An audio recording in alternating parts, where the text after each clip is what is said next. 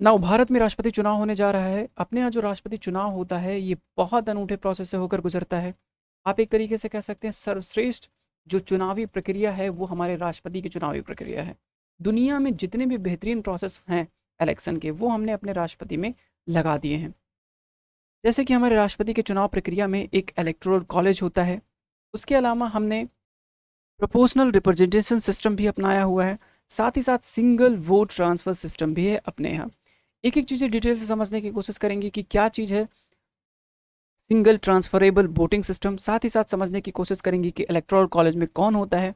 आनुपातिक प्रतिनिधित्व प्रणाली यानी कि प्रोपोर्शनल रिप्रेजेंटेशन क्या चीज़ है, डिटेल से समझने की कोशिश करते हैं और समझने की कोशिश करते हैं कि पूरा प्रोसेस वन बाय वन। तो चलिए शुरू करते हैं। देखिए अब तक बहुत सारे राष्ट्रपति रह चुके हैं भारत में जिन्होंने अपनी कैपेसिटी से बढ़ के काम किया, देश के लिए बहुत ज़बरदस्त काम किए हैं। अब बारी है अगले राष्ट्रपति चुनने की। अब तक 14 राष्ट्रपति हो चुके हैं जिनमें 3 कार्यवाहक राष्ट्रपति भी थे। आपको बताना है कमेंट सेक्शन में कि कौन राष्ट्रपति ऐसे थे जो कार्यवाहक राष्ट्रपति के तौर पे काम किए हैं, यानी कि टेम्पररी बेसिस पर कुछ लोगों को राष्ट्रपति के तौर पे चुना गया था। नाम बताइए, पूछा जाता है ये क्वेश्चन, कौन थे जो कार्यवाहक राष्ट्रपति या टेम्पररी राष्ट्रपति के तौर पे जिन्होंने काम किया है। अभी आप कमेंट सेक्शन में बताएंगे, उसके अलावा मैं वीडियो के लास्ट में बताऊंगा कि कौन इंपॉर्टेंट 3 राष्ट्रपति ऐसे थे जिन्होंने कार्यवाहक राष्ट्रपति के तौर पे काम किया। खैर, चुनाव आयोग ने अपना डेट जो है बता दिया है, 21 जुलाई को चुनाव होने वाला है राष्ट्रपति का। और इसके लिए एक बहुत इंपॉर्टेंट एक्ट है, इसके लिए बहुत इंपॉर्टेंट एक्ट है अपने पास, president and vice president election act 1952। तो प्रेसिडेंट से रिलेटेड जितना इंपॉर्टेंट बात है वो इसे एक्ट में लिखा हुआ है। साथ ही साथ कॉन्स्टिट्यूशन भी प्रोवाइड करता है important provision for the election of the राष्ट्रपति। 52 आर्टिकल 52 जो है आपको पता होना चाहिए कि इसी में प्रावधान किया गया है कि भारत में एक राष्ट्रपति होगा। ठीक है, बहुत इंपॉर्टेंट है, आपको जाना चाहिए, लक्ष्मीकांत उठाना चाहिए। और राष्ट्रपति से रिलेटेड यानी प्रेसिडेंट से रिलेटेड जितने इंपॉर्टेंट प्रोविजंस हैं आपको फटाफट रिवाइज करनी चाहिए, इनके पार को देखना चाहिए। उसके अलावा जितने इंपॉर्टेंट आर्टिकल हैं लक्ष्मीकांत में दी हुई राष्ट्रपति से रिलेटेड आपको पूरी चीज़ें कवर करनी चाहिए, क्योंकि अगले आने वाले एग्जाम्स के लिए प्रेसिडेंट बहुत इंपॉर्टेंट है। तो डेट फिक्स हो गया है, आइए समझने की कोशिश करते हैं प्रोसेस। सबसे पहले कुछ इंपॉर्टेंट टर्मिनोलॉजी क्लियर कर लेते हैं, जैसे कि इनडायरेक्ट इलेक्शंस। इनडायरेक्ट इलेक्शंस का क्या मतलब होता है आपको पता होगा, एक होता है डायरेक्ट इलेक्शन, एक होता है इनडायरेक्ट इलेक्शन। डायरेक्ट इलेक्शन का मतलब है जब लोग यानी जनता सीधे जाके वोट करे और अपने प्रतिनिधि को चुने, तो होता है डायरेक्ट इलेक्शन। इनडायरेक्ट इलेक्शन क्या होता है, जब जनता के द्वारा चुने गए प्रतिनिधि किसी और तीसरे इंसान को चुने, वो होता है इनडायरेक्ट इलेक्शन। तो जो राष्ट्रपति होते हैं, हमारे प्रेसिडेंट जो होते हैं, इनका जो इलेक्शन होता है इनडायरेक्ट इलेक्शन होता है। एक इलेक्टोरल कॉलेज बनता है, एक वो वाला कॉलेज नहीं जो स्कूल कॉलेज वाला है। इलेक्टोरल कॉलेज में आते हैं एमपी एमएलए, वो भी एमपी, वही एमपी एमएलए जो इलेक्टेड होते हैं। ठीक है, ध्यान दीजिए, जो इलेक्टेड होंगे वही आएंगे। नॉमिनेटेड मेंबर्स जो है वो प्रेसिडेंट के इलेक्शन में नहीं आते हैं। आर्टिकल 54 संविधान का आर्टिकल 54 ये बात का प्रावधान करता है कि जो है एक इलेक्टोरल कॉलेज बनेगा जो प्रेसिडेंट को चुनेंगे, और इनका जो चुनाव होगा वो डायरेक्ट नहीं होगा, बल्कि जो जिनको लोगों ने चुना है उनके द्वारा चुना जाएगा, यानी कि अप्रत्यक्ष चुनाव होता है, इनडायरेक्ट इलेक्शंस होता है प्रेसिडेंट के चुनाव में। अब बात कर लेते हैं वोट देने का राइट किसको होता है प्रेसिडेंट के चुनाव में, किसको वोट देने का राइट होता है। देखो, हु इलेक्ट्स प्रेसिडेंट, यहाँ पे जो पॉइंट लिखा हुआ who elects the president, member of Lok Sabha and Rajya Sabha ये आते हैं, यानी कि एमपीज जितने हैं वो सब आते हैं। ठीक है, उसके अलावा member of state assembly, yes बिल्कुल आएंगे, ठीक है। उसके अलावा legislature from NCT of Delhi, यानी दिल्ली के लेजिस्लेचर, और यूनियन टेरिटरी ऑफ पौंडीचेरी। ठीक है, तो पुडुचेरी और दिल्ली के जो लेजिस्लेचर हैं जो चुने हुए हैं वो लोग आएंगे इसमें। लेकिन ध्यान दीजिए कि कौन लोग इसमें नहीं आएंगे, तो कौन लोग नहीं आएंगे, वो लोग जो इलेक्टेड नहीं हैं। राज्यसभा में बहुत 12 लोग नॉमिनेट होके जाते हैं, तो जो नॉमिनेटेड होंगे, जो प्रेसिडेंट के द्वारा नॉमिनेट किए जाते हैं, वो लोग भी चुनाव नहीं जो है इसमें पार्टिसिपेट कर सकते हैं, प्रेसिडेंट के चुनाव में अपने वोट नहीं दे सकते हैं। उसके अलावा जो एमएलसीज होते हैं, ठीक है, यानी कि परिषद, जो राज्य परिषदें होती हैं, जो लोग चुन के नहीं आते हैं, वहाँ पर डायरेक्ट वोटिंग से नहीं आते हैं, वो लोग भी प्रेसिडेंट के चुनाव में भाग नहीं ले सकते हैं। यानी कि एम ए ले लेते हैं, एम एल सी नहीं लेते हैं, एम एल सीज नहीं, लेते हैं, पार्टिसिपेट नहीं करते हैं जो है राष्ट्रपति के चुनाव में। तो ये बात हो गई क्लियर। अब अगली टर्म की बात कर लेते हैं। एक टर्म आता है single transferable vote. Single transferable vote क्या चीज़ होता है भाई? देखो, ये बैलेट पेपर है।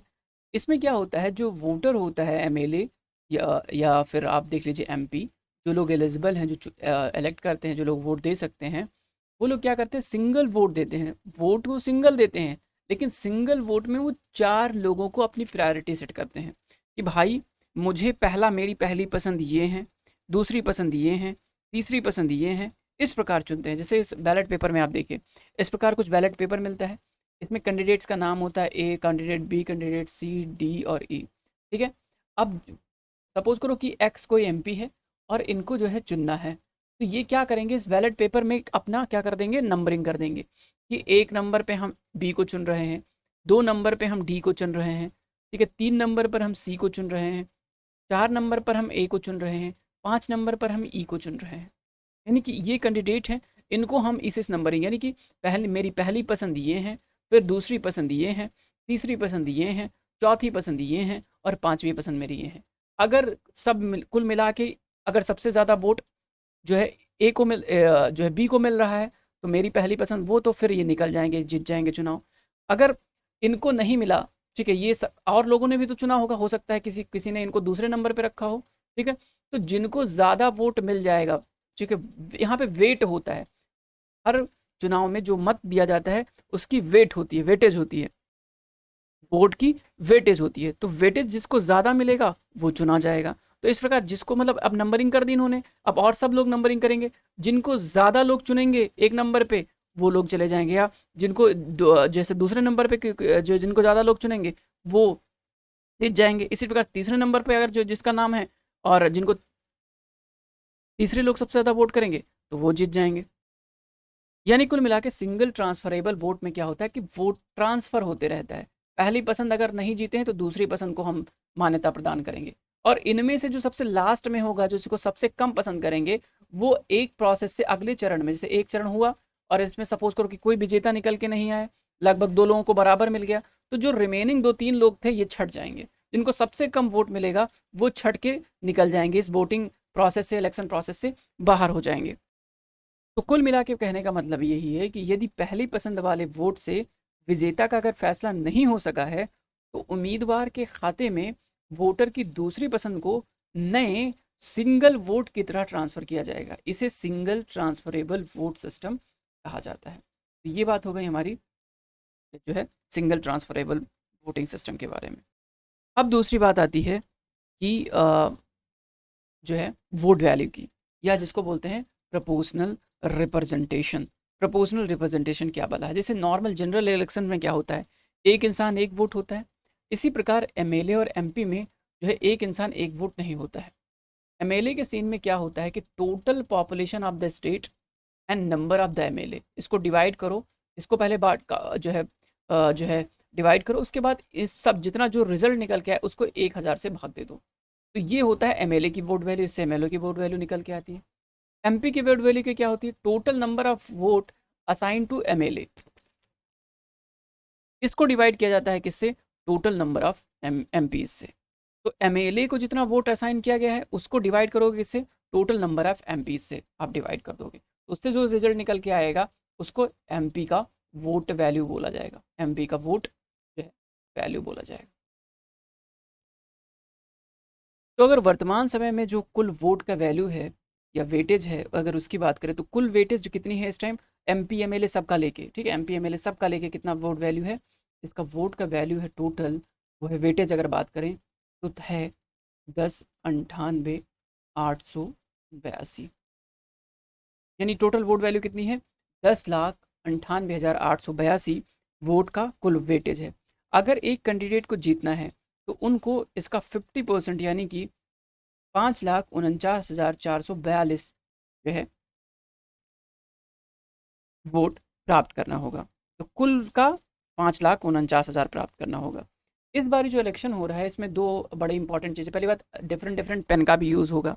उसके अलावा जो लोग एमपी हैं, एमपी जो वोट करेंगे वो करेंगे ग्रीन वाले बॉक्स में, बैलेट बॉक्स होगा ग्रीन, और जो लोग एमएलए होंगे वो पिंक वाले बैलेट बॉक्स में अपना वोट करेंगे।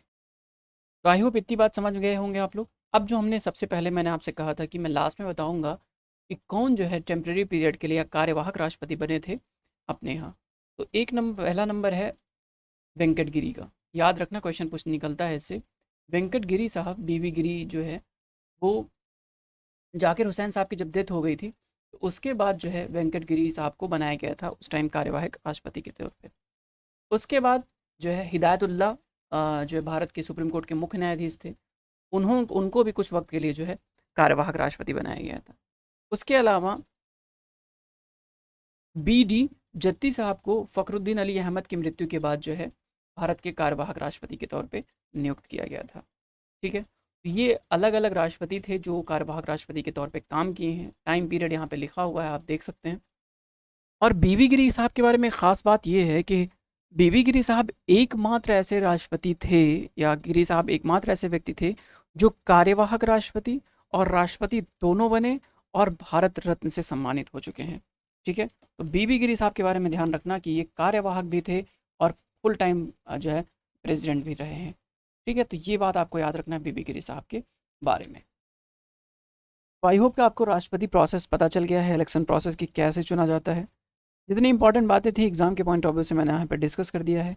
बाकी अगर कुछ आपको लगता है कि कुछ और जानने की ज़रूरत है, बहुत ज़्यादा ही मैथमेटिकल जो है कैलकुलेशंस में मत फंसिए कि हाँ भैया मुझको एकदम कैलकुलेट करके ही निकाल के रखना है। ठीक है, ऐसा कहीं कुछ पूछा नहीं जाता। बस इतना पता होना चाहिए कि एक फार्मूला क्या बना हुआ है, फार्मूले से कैसे निकलता है, एमपी एमएलए की वोटिंग वैल्यू कैसे होती है, दोनों को इकट्ठा करके कितना जो है वोट चाहिए होता है एक लोग को जीतने के। उसके अलावा सिंगल ट्रांसफरेबल सिस्टम क्या चीज़ होता है, यही सब चीज़ें आपको समझनी चाहिए।